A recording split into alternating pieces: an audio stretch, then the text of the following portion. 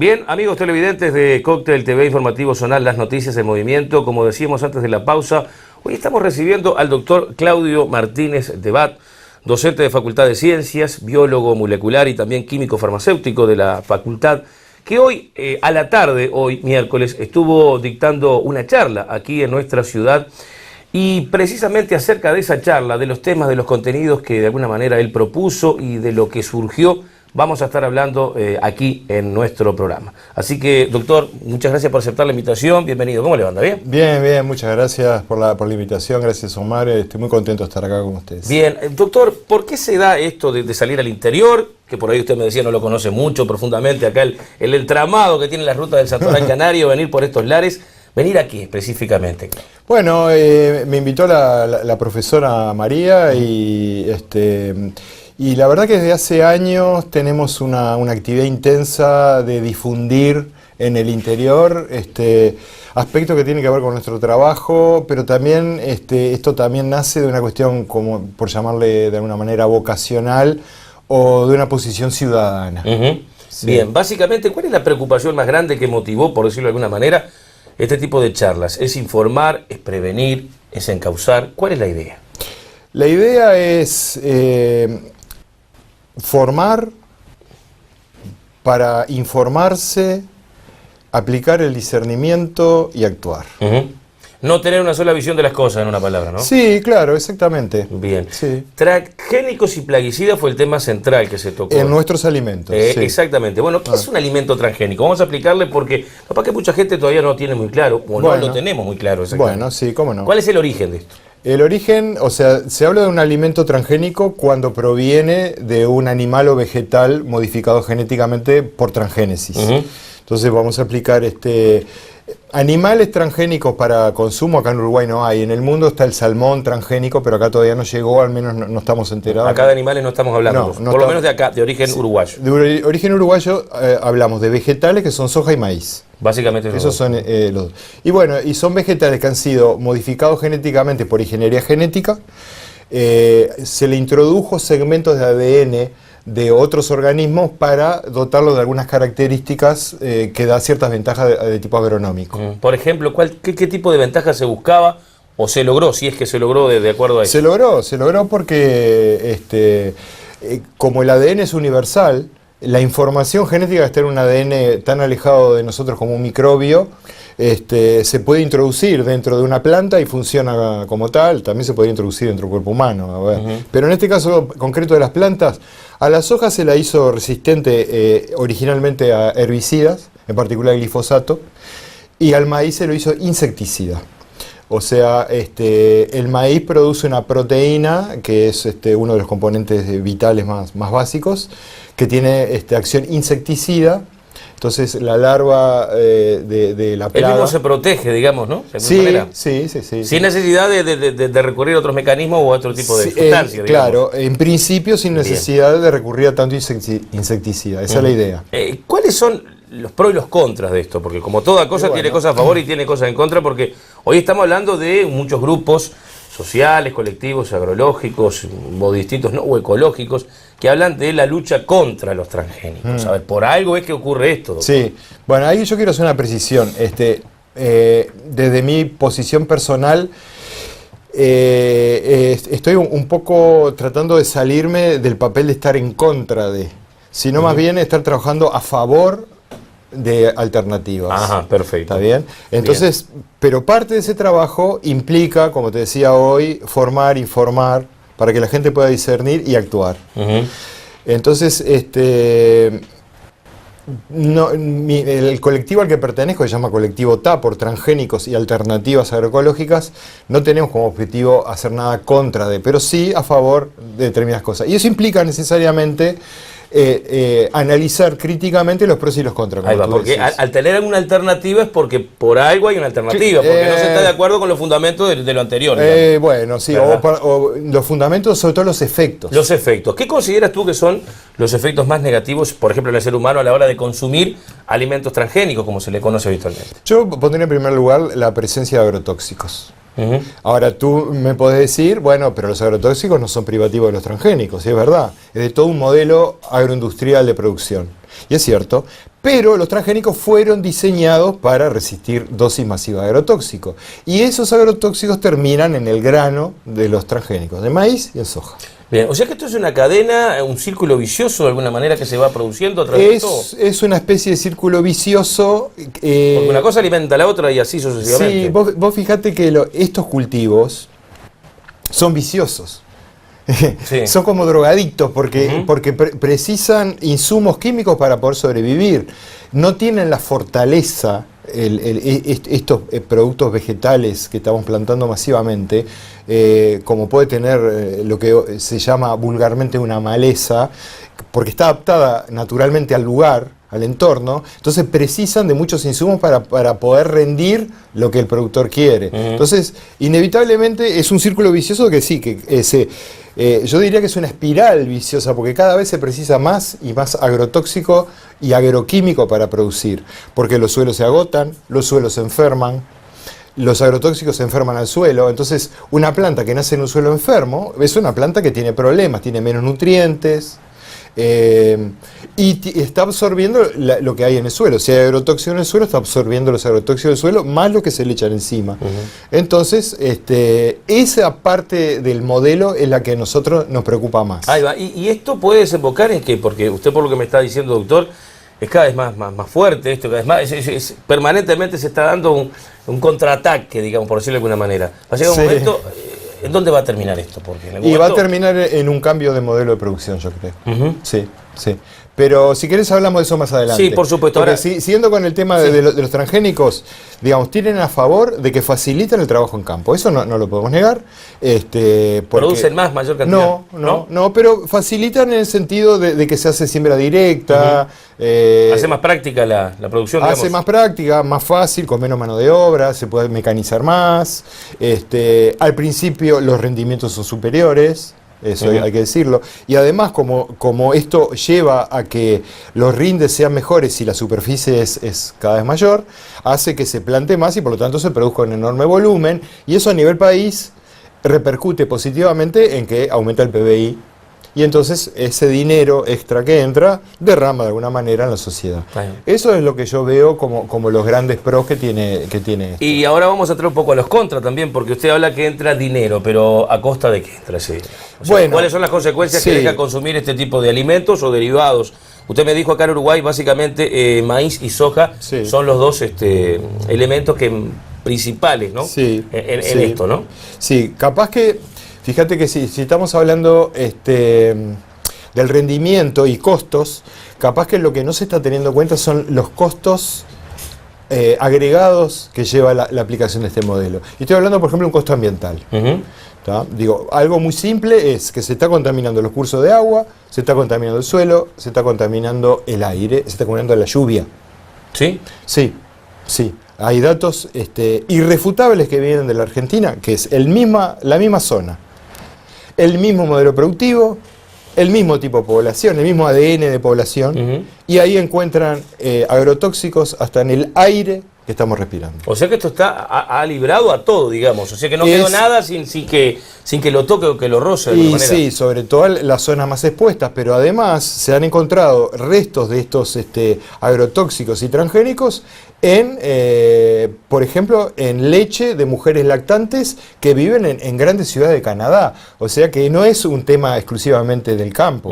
Esto llega a la mesa de toda la población a través de los alimentos. Claro, o sea, todo lo que se produce en el campo, y si el campo está contaminado por extensión, llega a una contaminación a nivel global. Es lo que vamos interpretando de alguna manera. ¿Cuándo arranca esto acá en este país? ¿De cuándo empezamos a hablar de estos temas? ¿Cuándo empiezan a llegar estos transgénicos? ¿Hace 10, 15, 20 años más? 20 años. Bueno, ¿Cómo se promovió en su momento la llegada de los transgénicos? ¿Como una alternativa, como una solución? Yo diría como una profundización de un modelo productivo. La famosa Revolución Verde del años 60, 70. Esto fue como una vuelta de tuerca. Porque si generas un cultivo que es resistente al herbicida, entonces tú echás el herbicida, matás todo lo que no sea ese cultivo y sobrevive tu cultivo. La idea en sí está genial, pero el tema es que no se tuvo en cuenta o se ignoraron los efectos, llamémosle, colaterales. Pues esto es una estrategia de guerra. Estamos aplicando estrategia de guerra para producir nuestros alimentos. Entonces esa estrategia de guerra tiene daños colaterales. Y esos daños colaterales, hubo que esperar cierta cantidad de años para que empezaran a asomar. ¿Cómo asomaron? Por contaminación, como decía, del ambiente y también por afectación a la salud de las personas, que eso en el caso de la Argentina es muy... es patético a esta altura. Está comprobado, por ejemplo, que un sinnúmero de casos que hoy se ven de problemas, enfermedades terminales que en muy poquito tiempo se desarrollan en un ser humano y literalmente lo matan, o sea, muere la persona. ¿Están relacionadas directamente con esto? Sí, en Argentina está absolutamente comprobado en lo que se llama los pueblos fumigados, que ojo, son pueblos que están muy cerca de Uruguay. Están cercanos al río Uruguay. Esas son zonas muy fumigadas y ahí se ha visto una correlación.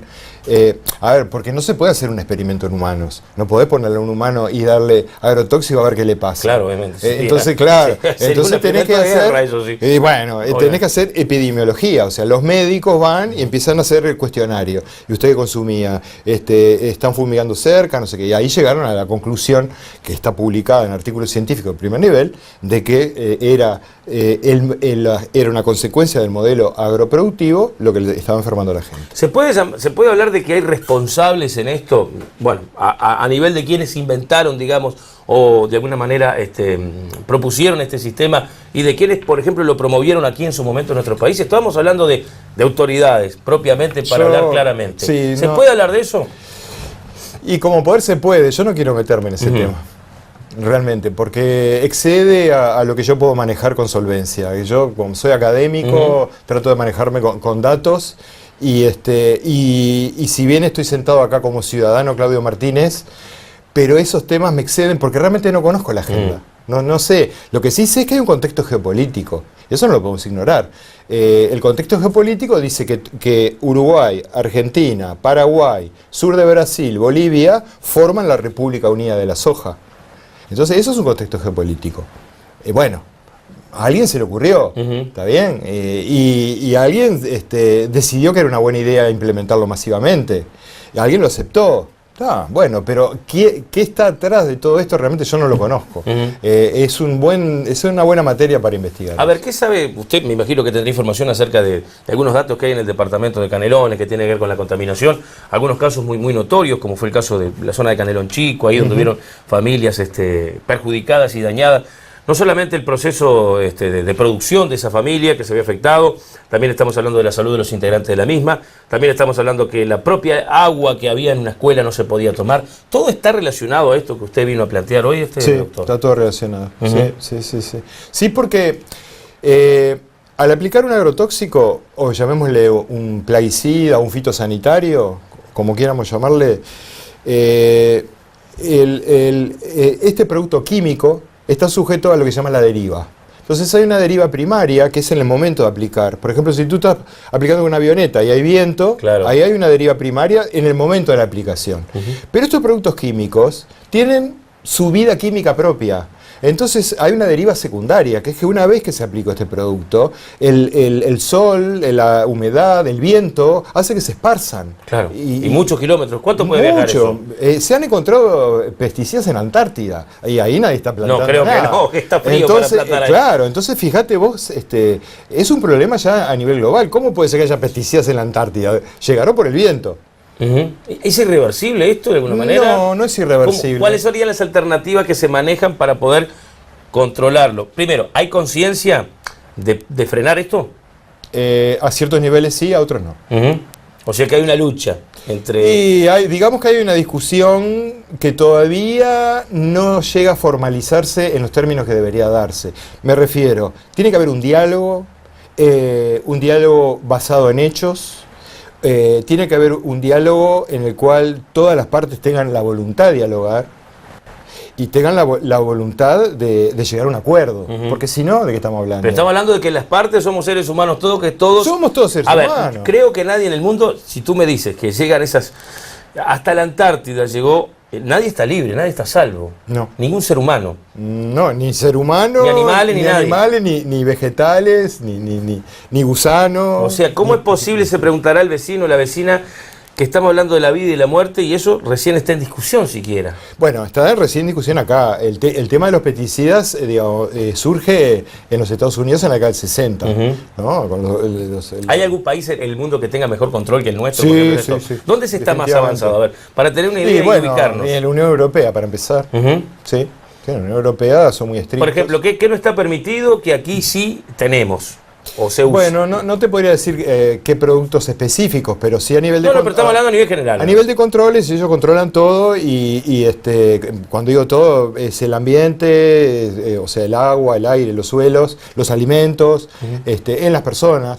A ver, una diferencia que es crucial acá es Uruguay no puede analizar glifosato en líquidos biológicos humanos.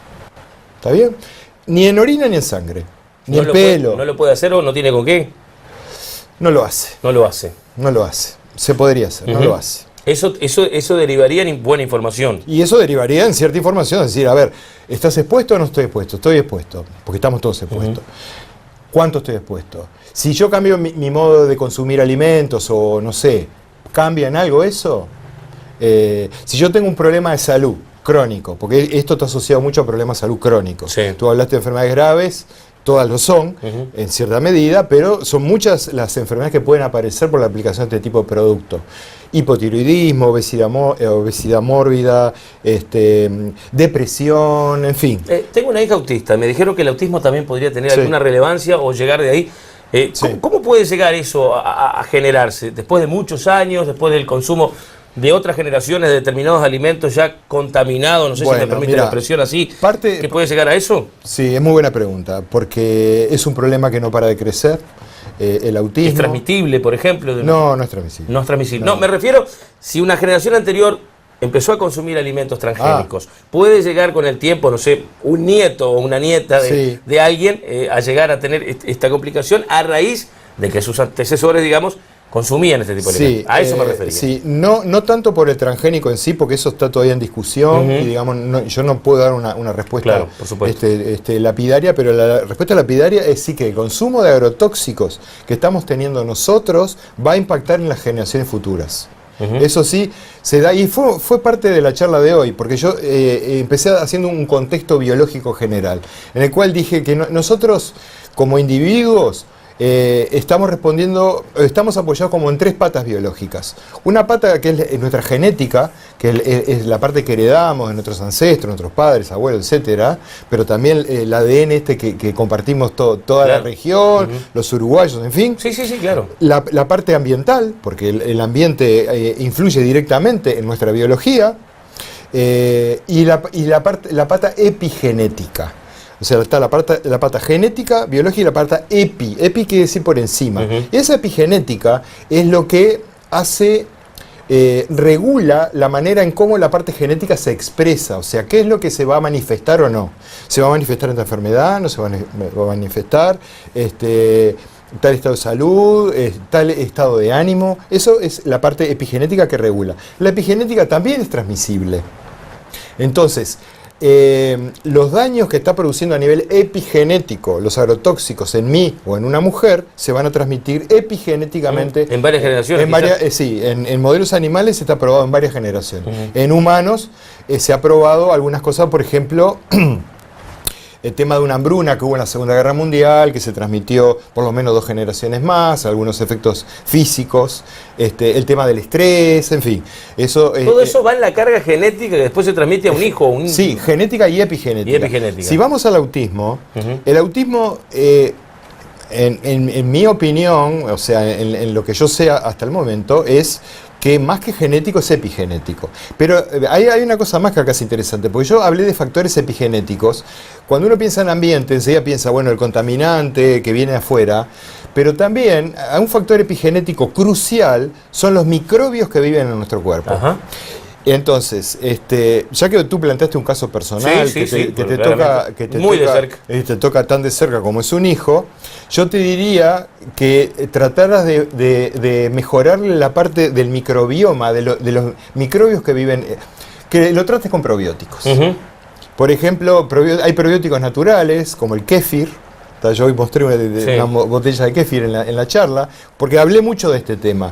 Porque el microbioma, esos microbios que viven en nosotros, que son afectados por los agrotóxicos directamente, porque por ejemplo el glifosato tiene acción antibiótica.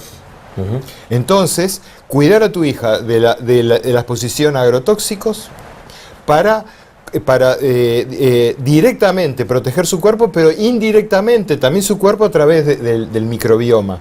Entonces, fortalecer ese microbioma con probióticos, alimentos crudos, cuidarla de agrotóxicos, en fin, ese tipo de cosas. ¿Sabemos lo que estamos consumiendo los uruguayos en promedio? Sí. ¿Sabemos lo que comemos cada vez que vamos a un supermercado, que nos surtimos? Sí. ¿Qué estamos comiendo, en una palabra, en términos generales? Sí, este es un país que digamos, a nivel bromatológico es bastante fuerte.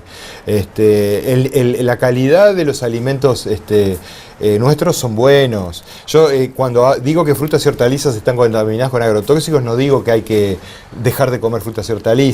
Hay que tener precauciones. Sí, hay que tener precauciones. Si me permitís, cuento una. Sí, adelante. Bueno. Esto enriquece la conversación. Bueno, hay dos que les voy a pasar. Una es tratar de consumir productos orgánicos. Orgánicos o que vengan de la agroecología, que ahí ex profeso no se utilizan agrotóxicos. Sí, puede ser una huerta familiar de la que hay en un jardín.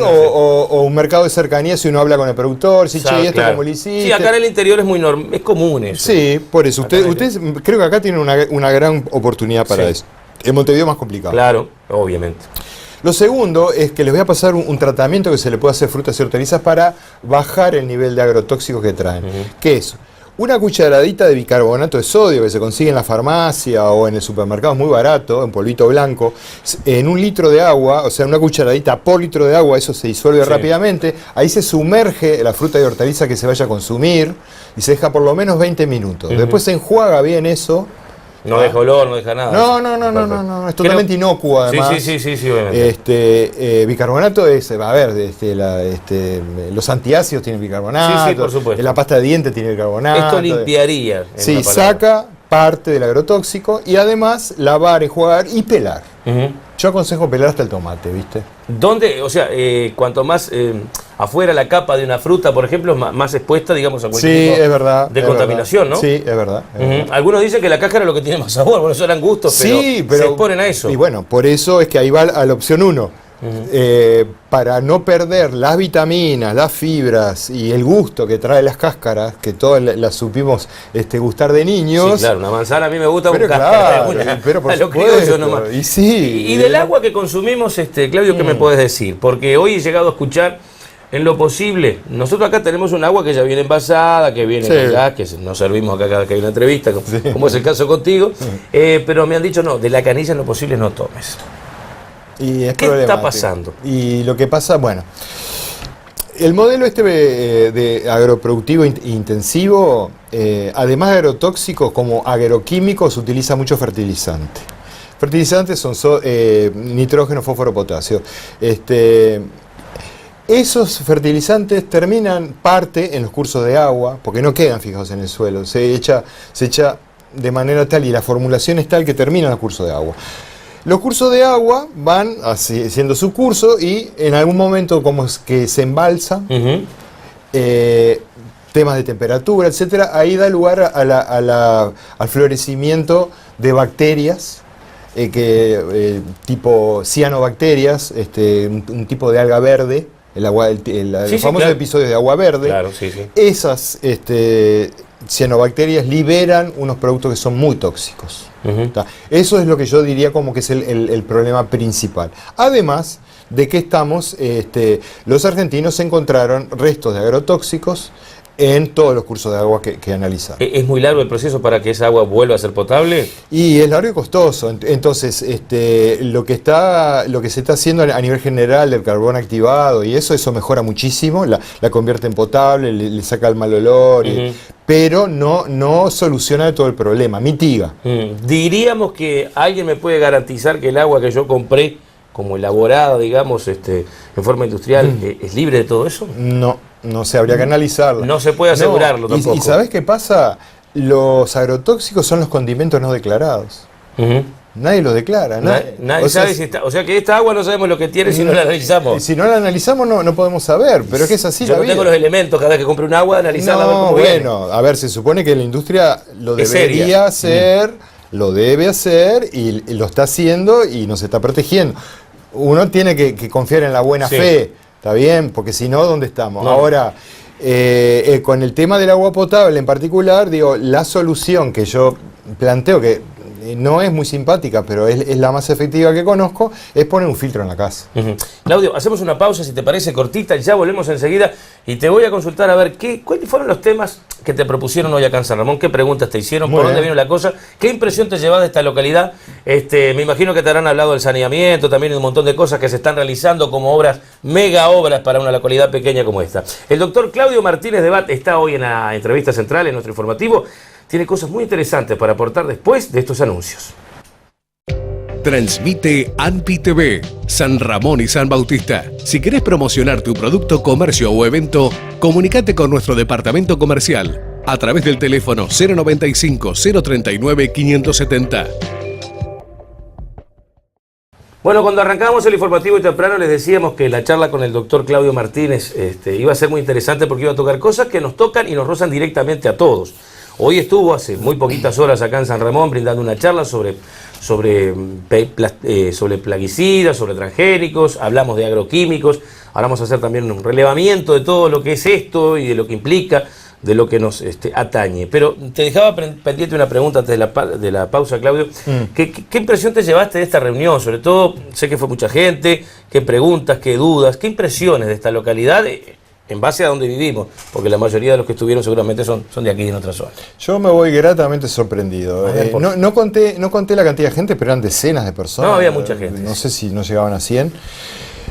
Que yo veo que a mis charlas se acerca cada vez más gente. O sea, lo que me doy cuenta es que estos temas...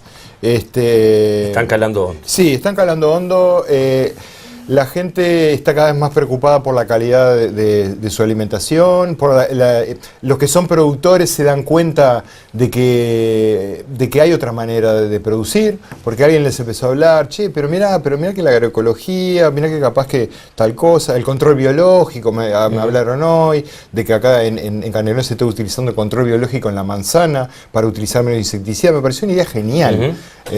¿Hay conciencia entonces? Hay conciencia. Canelones en particular es un departamento, digo, está con este plan de ordenamiento territorial, criticado por otro lado, pero es un avance comparado con lo que antes, que no había nada. Es el único departamento que lo tiene. Ahora Montevideo se suma a Canelones. Entonces, digo, hay que ver que Canelones en muchos aspectos es como un departamento de avanzada. No en vano es el que produce la mayoría de frutas y hortalizas del país. Sí, sí, claro. Entonces, digo, es lógico que nosotros tengamos un especial interés en visitar las localidades a las cuales nos invitan. Claro. Yo hoy vine invitado. Sí, fue una charla en el liceo local. Claro, yo doy mucha charla, doy más o menos 50 charlas por año, a veces hago teleconferencias, en fin. ¿Hay alguna conclusión general de todas esas charlas? ¿O hay algo que sea en común, sea el punto que sea del país? Sí, veo que la gente está cada vez más informada. Entonces, en esos 4 elementos que yo decía hoy al principio, formarse, porque el uruguayo es una persona que en general es instruida. Tú vas a otros lugares del mundo, yo por suerte tengo la suerte de conocer bastantes lugares del mundo, sobre todo América Latina, y la cultura que tenemos los uruguayos es increíble, y eso se nota en el trato, se nota en el tipo de conversación que podemos tener, y también en las preguntas que te hacen, ¿no? Entonces, formarse, informarse, discernir. O sea, discernir, ¿qué es? Es en base a los elementos recibidos, es tomar como cierto tipo de decisión o formar una conclusión propia. Porque yo no soy quien para decirle, mirá, es así. Porque si algo sabemos los científicos es que la realidad depende del lente. Es dinámica. Y además es dinámica, exactamente, tú lo has dicho. Es dinámica. Entonces digo, nosotros no podemos venir a decir tenemos la verdad revelada. No. Claro, obviamente. No hay una Biblia en esto. Tenemos que ser honestos, tenemos que ser humildes y decir, bueno, mira, yo veo las cosas así de acuerdo a lo que yo he leído y eso. Y entonces das herramientas para discernir, ¿está bien? Y después actuar. Y ahí está la cuestión. Este es el momento de actuar. Ya no podemos esperar de que el Estado nos provea de todo. El Estado, por ejemplo, lo digo esto con enorme respeto, pero también con enorme dolor, no está haciendo los controles necesarios de agroquímicos, agrotóxicos a nivel de aplicaciones, porque si no, digamos, se mitigaría en parte todos estos efectos que estamos viendo. Yo entiendo que están desbordados de denuncias, digo, a ver, estuve invitado al Congreso Nacional de Intendentes hace un par de meses y ahí expuso gente del Ministerio de Ganadería, muy serios, muy competentes, y mostraba la carpeta de denuncias que tenían, o sea, están desbordados. Bueno, a ver, señores, fortalezcamos esa parte del Estado, que haya un mayor control de lo que se está aplicando. Ahora es época de fumigación, porque por la época de cultivo de eso, tendría que haber, así como hay inspectores de tránsito, claro, hay inspectores de agroquímicos. Sí. Porque va a ser la manera de mitigar en parte este asunto. Eso es una parte de la acción, pero no podemos esperar que el Estado haga todo por nosotros. Tenemos que actuar nosotros como ciudadanos. Y esa alternativa es tener tu propia huerta, colabora con la huerta de un vecino, colabora con la huerta del liceo o apoya a las iniciativas que haya de producción orgánica o agroecológica comprándole los productos al productor, de manera tal de que se empieza a dar un círculo o una espiral, pero para el otro lado. Claro, esto de una huerta propia se puede dar más bien en localidades como esta. Bueno, sí, por eso... En Montevideo no creo que Pocito, Malvin es más complicado, ¿no? Sí. O se puede tener dentro de una ciudad grande como Montevideo. Se puede tener. Como curiosidad te lo pregunto, porque nosotros somos del interior y vemos la cosa de otra manera. Es increíble, pero se puede tener. Hay todo un movimiento en Montevideo de huertas barriales que, por ejemplo, no sé... Como huertas colectivas en un predio. Sí. Por ejemplo, en el jardín de una casa abandonada. La casa está abandonada, está por venderse, pero por ahora está abandonada, entonces... La tierra la utilizan. Sí, se reúnen los vecinos y empiezan a plantar. Eso hace 10 años no existía, ahora sí. Hay conciencia colectiva de que está cambiando eso. Hay cada vez más conciencia. Hay huertas prácticamente en todas las escuelas, en los liceos, en las UTUs, en las facultades. Entonces, eso está demostrando de que hay un cambio de mentalidad que, además, yo le llamo la vuelta a la naturaleza. O sea, a la vez que hay una tendencia a alejarse de la naturaleza hacia lo tecnológico, hacia lo robotizado, a lo sintético, a lo artificial, también eso genera un vacío adentro. Vamos a decir basta. Un momento el cuerpo humano va a decir basta, no aguantamos más esto. Claro. Esta insensibilidad por momentos, porque en momentos que ya no sabemos ni lo que sentimos. Exacto. Porque el cuerpo humano necesita físicamente el contacto con la tierra. Necesita tener un cielo limpio, necesita alimentarse con algo sano, lo necesita. Y eso implica volver a la naturaleza. La huerta implica eso, vos pones las manos en la tierra. Y te digo una cosa más, hablábamos del microbioma, de los microbios que viven adentro.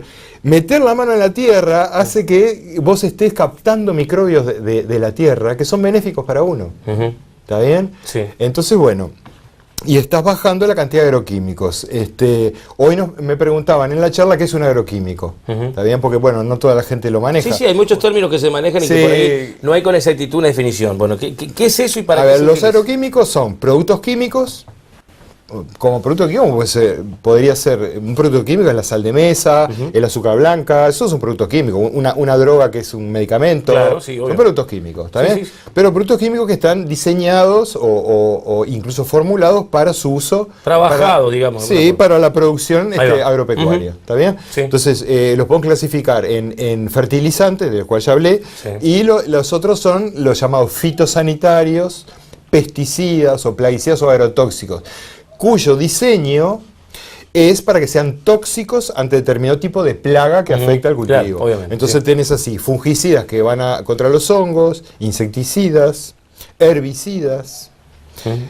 Ahora, ¿cuál es el tema con todo esto? Que son todos tóxicos. ¿Van dañando progresivamente? Van dañando y la mayoría, enorme mayoría de ellos, si no todos, también dañan al ser humano. A eso iba, yo que vengo de familia de chacareos de acá, de Canelones, siempre nos enseñaban que bueno, que a la hora de utilizar esto, que eran con unas máquinas muy rudimentarias que funcionaban a presión, que tuvieran mucho cuidado de los ojos, de las manos, de lavarse profundamente después de cada tarea, sobre todo de protegerse todo el cuerpo, en definitiva. Algunos hacían caso y otros no. Igual. Los que no lo hacían hoy sufren las consecuencias, evidentemente. Y si no la sufren ellos, la sufren sus hijos o sus nietos, como ya hablamos antes. Perfecto. Tú sabes que San Ramón está sobre la vera del río Santa Lucía, obviamente, que es proveedor de agua también de esta cuenca y es parte de ello también de lo que llega a Montevideo, de alguna manera. Hoy estamos, yo te decía hoy temprano, sobre una mega obra llamada Saneamiento, a la cual nosotros hace algunos años por ahí soñábamos ilusoriamente que eso llegara. Con el momento de lo que ha ocurrido y con un montón de prevenciones que se han tomado, bueno, comenzó la obra finalmente y nos preguntamos cuál es tu visión acerca de este tipo de emprendimientos, si tienen alguna utilidad, si en realidad pueden ayudar a mejorar la calidad de vida a través de la contaminación o no del agua. Sí, yo creo que sí, el saneamiento siempre es positivo, porque fíjate que las aguas servidas, digamos, se supone que van a ir a una planta de tratamiento. Yo no conozco en detalle el plan acá, pero eso de alguna manera es reciclado y lo que se vierte después a los efluentes ya viene con menos contaminación. Y además te saca el peso de tener un pozo negro en el fondo de tu casa. Sí. Te lo saca. Entonces, si vos querés tener un pozo de agua en tu terreno, con un pozo negro no podés. Obviamente. Y con saneamiento sí. Esto es una obra larga que va a llevar su tiempo y que seguramente tendría que tener todo el pueblo, digamos, estar conectado a esto para que realmente tenga resultados efectivos, ¿verdad? Sí, yo lo veo muy positivo. ¿Es bueno entonces? Sí, claro. Bien, perfecto.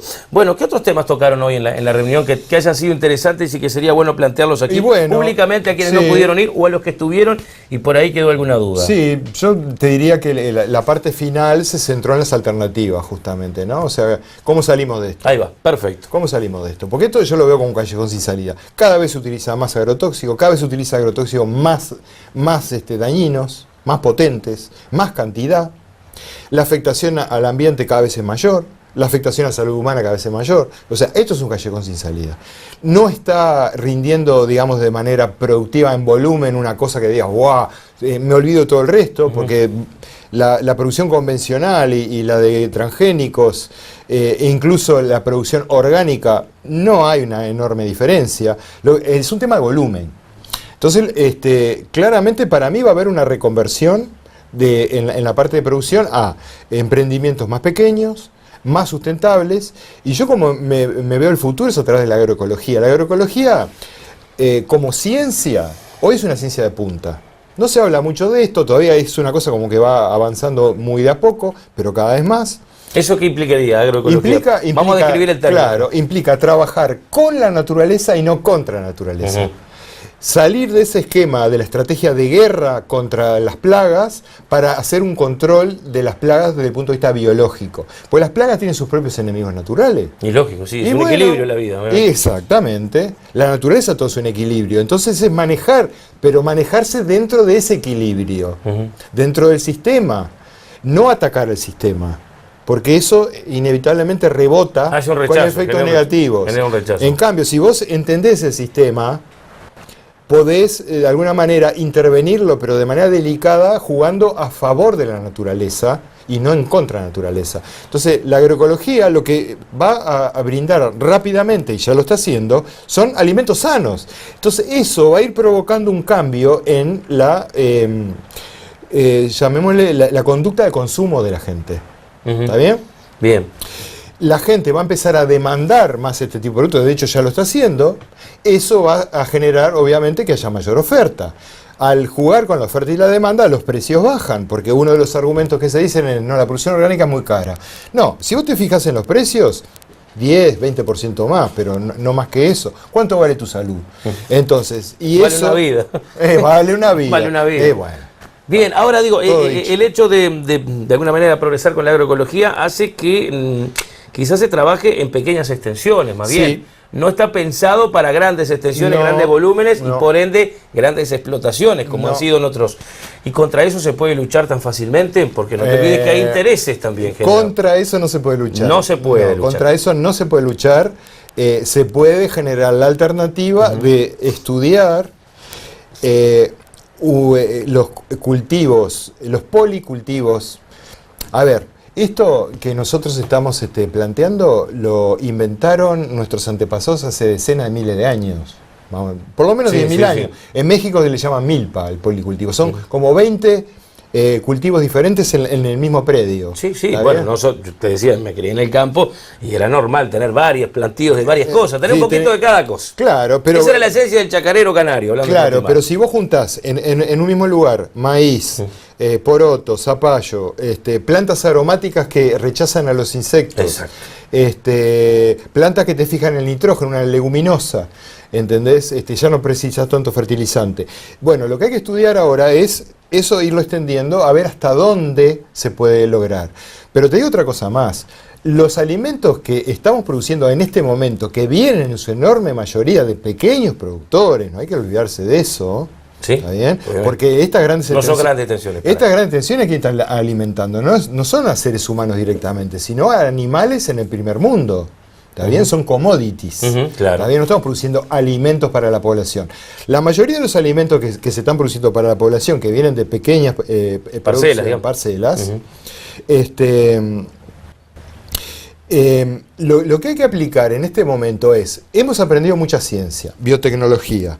Bueno, hay que reinventar la biotecnología para trabajar a favor de la naturaleza y no en contra de la naturaleza. Eso, digamos, para mí es el mensaje. ¿Acá tiene que haber un cambio en la matriz cultural de nuestro país o vamos bastante bien avanzados hacia ese camino? No, tiene que haber un cambio en la matriz, yo no sé si tanto cultural, porque por ejemplo una cosa es México, donde la matriz cultural está fuertemente impregnada por el culto al maíz. Sí. ¿Está bien? Sí, acá no lo tenemos tanto, eso. Es uno nada más de los tantos que tenemos. Es uno de tantos, hay ciertas tradiciones con el maíz.